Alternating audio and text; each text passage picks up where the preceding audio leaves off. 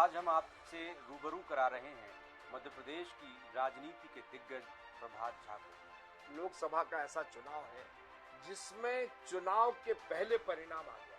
अब मोदी जी का दौर है, उद्भव के साथ पराभव भी जुड़ा हुआ है, तो एक समय तो आएगा जब ये जो गाड़ी आपके ऊपर चढ़ रही उतरेगी। ये हाइपोथेटिकल क्वेश्चन है। राहुल जी को अपना कल पता नहीं है, कांग्रेस का कल क्या पता होगा, अपना कल पता नहीं है। आधे चेहरे तो कांग्रेस से आए हुए दिखाई दे रहे हैं। आने वाले समय में जो कांग्रेस थी वही बीजेपी नजर आने ऐसा कुछ ऐसा ही है। तो कमलनाथ जी, दीपक जोशी, इनसे क्यों परहेज है, इनको भी ले लें।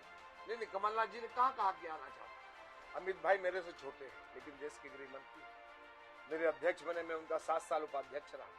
शिवराज जी और डॉक्टर मोहन यादव, इन दोनों में क्या परिवर्तन पाते? कोई परिवर्तन।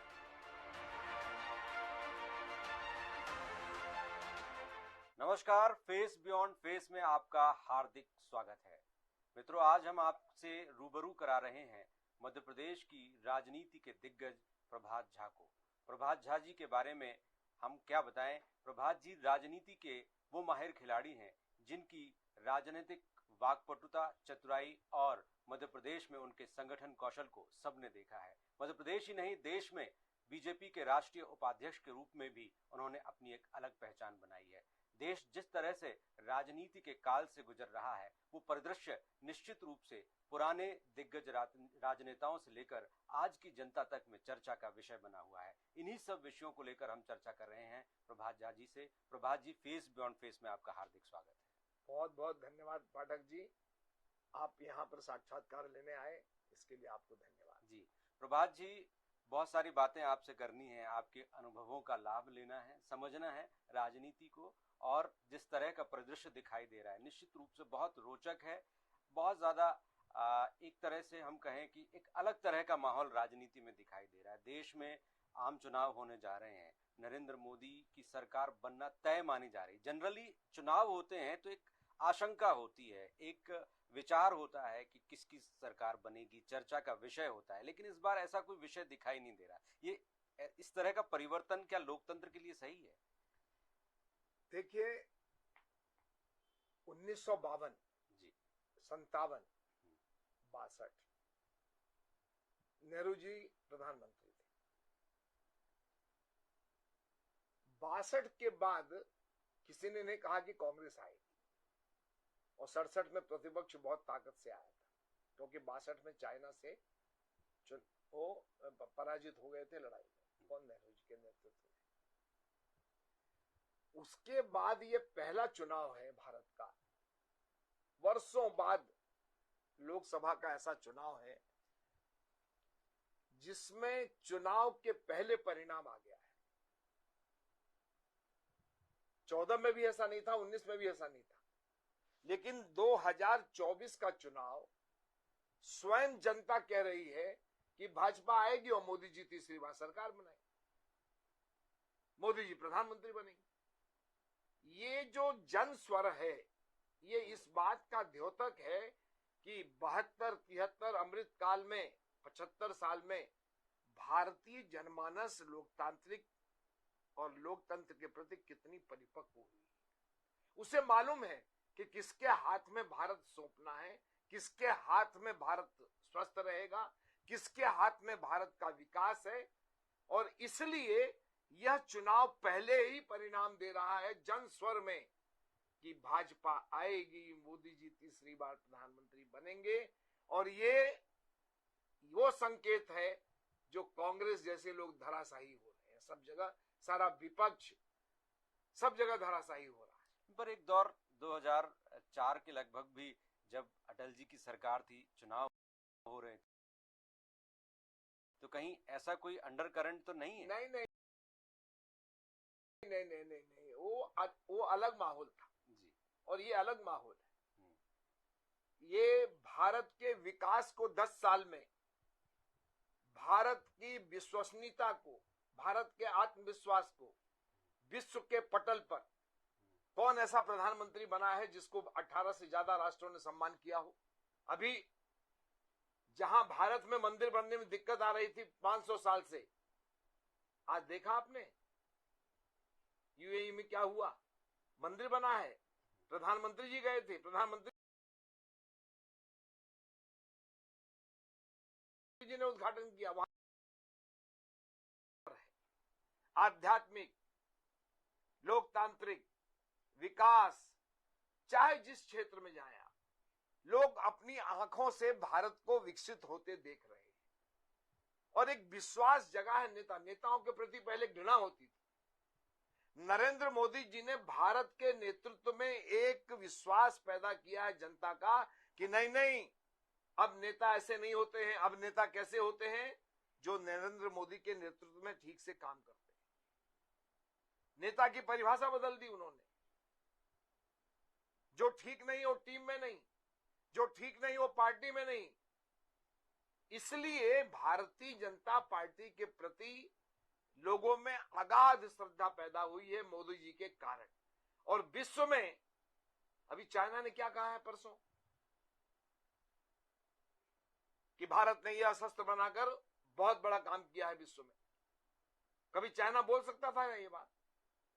इसलिए भारतीय जनता पार्टी 2024 का परिणाम हम आत्मश्लाघा में नहीं है, ना हम कोई घमंड में है, न को हम अतिविश्वास में है। बूथ बूथ पर काम चल रहा है, लेकिन जनता परिणाम सुधार रही है। यार आप काहे के लिए आ रहे हो? भाजपा आएगी तीसरी बार और नरेंद्र मोदी जी तीसरी बार प्रधानमंत्री बनेंगे। ये जन जन का स्वर है। और मैं अगर अतिशयोक्ति नहीं करूं तो ये कांग्रेस के अकेले में किसी नेता से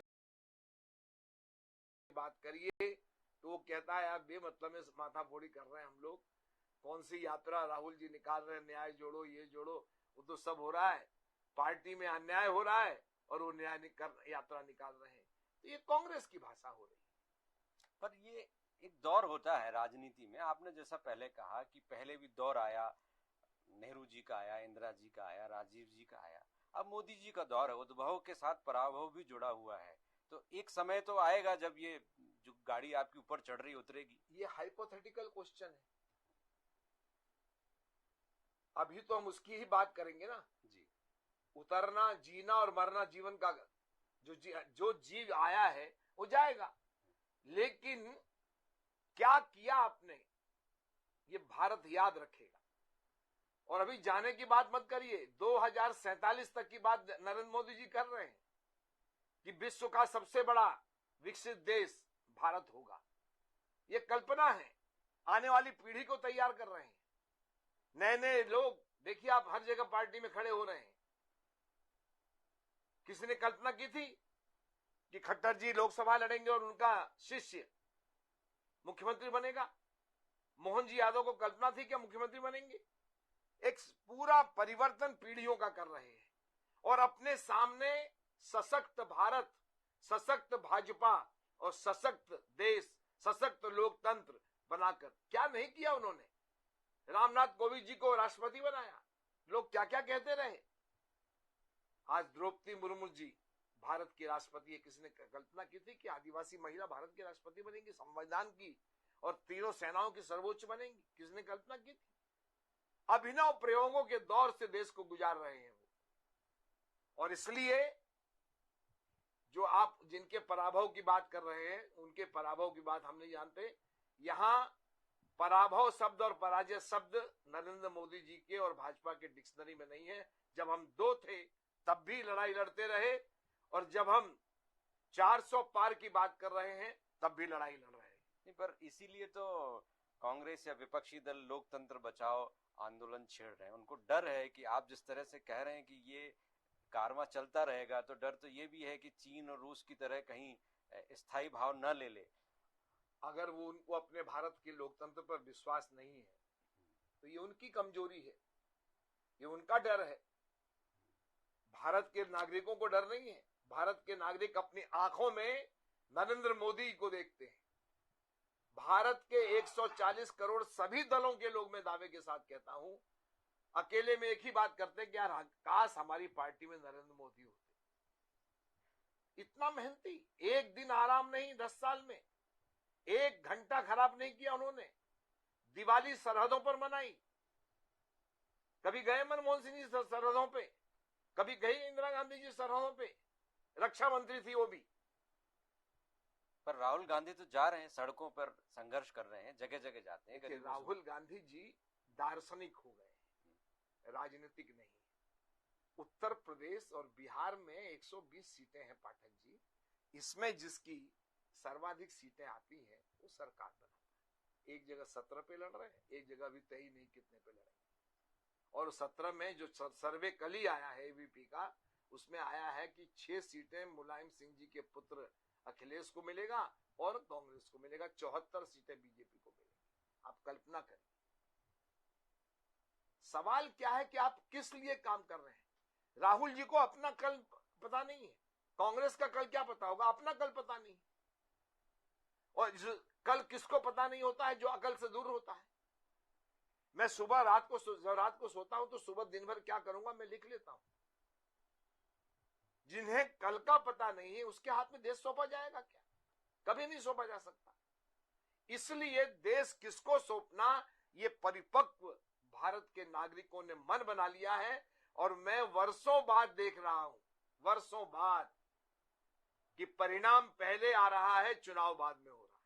पर ये जो सिनेरियो बना है, इसका नतीजा ये है कि विपक्ष कमजोर है, निराशा में है। आपने कहा कि जब 2 सीटें थी तब भी संघर्ष का रास्ता नहीं छोड़ा, और ना मुझे लगता है कि ऐसी भगदड़ मची होगी जो आज कांग्रेस से बीजेपी की तरफ एक रैली आ रही है, एक रैला आ रहा है।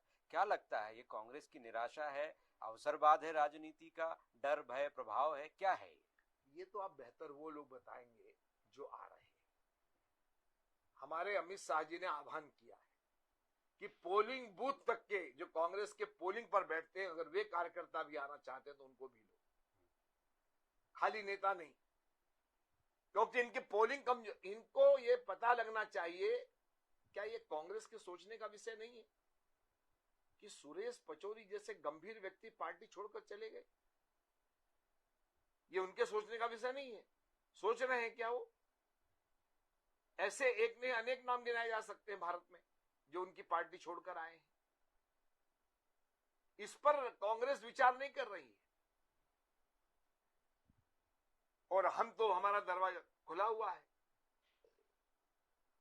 भाजपा का विस्तार, भारत का विस्तार, यह हमारा उद्देश्य है। पर ऐसी स्थिति मध्य प्रदेश में बनती रही, क्योंकि सबसे ज्यादा इस तरह की भगदड़ मध्य प्रदेश में देखी जा रही है। तो ऐसा ना हो कि बीजेपी के तमाम बड़े चेहरे, जैसा कि आधे चेहरे तो कांग्रेस से आए हुए दिखाई दे रहे हैं, आने वाले समय में जो कांग्रेस थी वही बीजेपी नजर आने ऐसा कुछ नहीं है, ऐसा कुछ नहीं।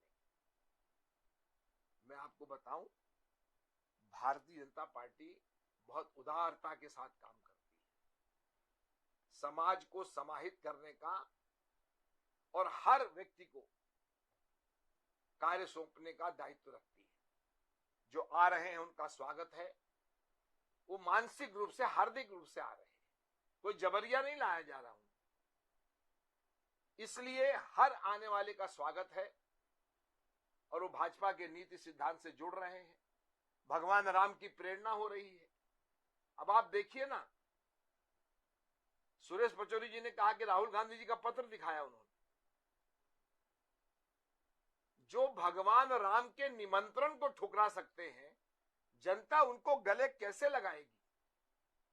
और भगवान राम को ठुकराने वाले को जनता ठुकराएगी या गले लगाएगी, ये बताइए मुझे। फिर ऐसा ही है तो कमलनाथ जी, दीपक जोशी, इनसे क्यों परहेज है? इनको भी ले लेते। नहीं, कमलनाथ जी ने कहा कि आना चाहते हैं, चर्चा तो बहुत चल रही है। और दीपक जोशी जी चुनाव लड़े हैं, तो पार्टी ने तय किया है कि जो चुनाव लड़े हैं अभी उनके बारे में विचार नहीं करेंगे।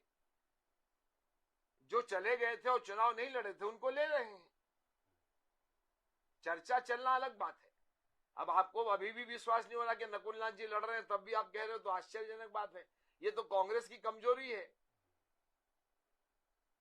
सवाल ये है कि ये तो सवाल उनसे पूछा जाए जो आ रहे हैं। तो ये जो दौर है, इस दौर में कांग्रेस के प्रति लोगों की सहानुभूति है। आप भारतीय जनता पार्टी के पूर्व प्रदेश अध्यक्ष हैं, मध्य प्रदेश की राजनीति को बहुत बेहतर ढंग से जानते हैं, और जिस तरह का पराभव चल रहा है, निश्चित रूप से कोई भी राजनेता विपक्ष को इस तरह से कमजोर होते हुए नहीं देखना चाहेगा। तो एक राजनेता के तौर पर, एक भारत के नागरिक के तौर पर क्या सोचते हैं, यदि आप कांग्रेस के प्रदेश अध्यक्ष होते इस वक्त, तो आप क्या करते? पहली बात तो ये सवाल ही आपका गलत है कि मैं होता क्यों कांग्रेस का अध्यक्ष। एक, दूसरा, थोड़ी देर के लिए मान लीजिए, आपने कभी सोचा है कि राहुल जी किसी की सुनते हैं? कमलनाथ जी किसी की सुनते थे? गहलोत जी ने कभी सुना क्या? परिवारवाद वाली पार्टियां ऐसे ही दुर्गतियों में चली जाती है। मुलायम सिंह जी परिवारवाद, लालू जी परिवारवाद, ममता बनर्जी परिवारवाद, शिवसेना परिवारवाद, कांग्रेस पूरी तरह से परिवारवाद। परिवारवाद पार्टियां जब होती है तो परिवार, जो जैसे घर परिवार टूटते हैं, ऐसे ही परिवार पार्टी अब भारत में सिर्फ एक बची है, भारतीय जनता पार्टी। इसलिए जनता राजनीतिक तौर पर हमें स्वीकार कर रही है। जिस दिन ये पार्टियां, और हम विपक्ष में नहीं रहे, हम तो अभी 6 साल, अटल जी 3 बार, 13 दिन, 13 महीने और 5 साल, और माननीय नरेंद्र मोदी जी 10 साल पूरा कर रहे हैं। इसके पहले तो कांग्रेस ही रही है। तो अब आप मुझे बताइए, विपक्ष में हम भी तो संघर्ष कर रहे थे, 2 सीटें थी, अटल जी तक हार गए थे। जंगा रेड्डी और अशोक जी पटेल मेहसाणा से जीते थे, मुझे आज भी याद है।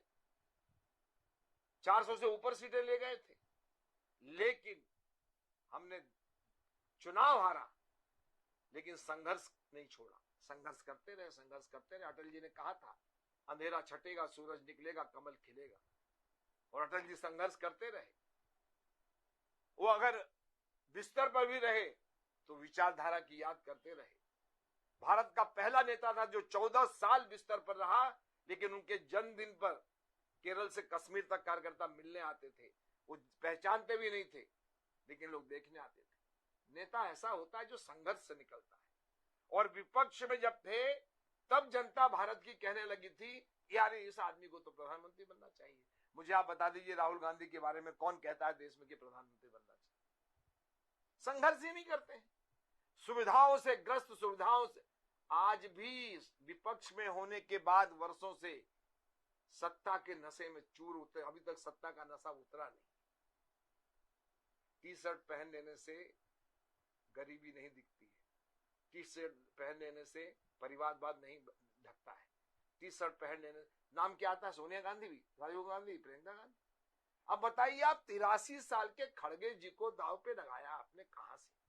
जो 2 किलोमीटर चल में शरीर है ये, तो कल मैं भी 83 साल का होऊंगा तो नहीं चल पाऊंगा।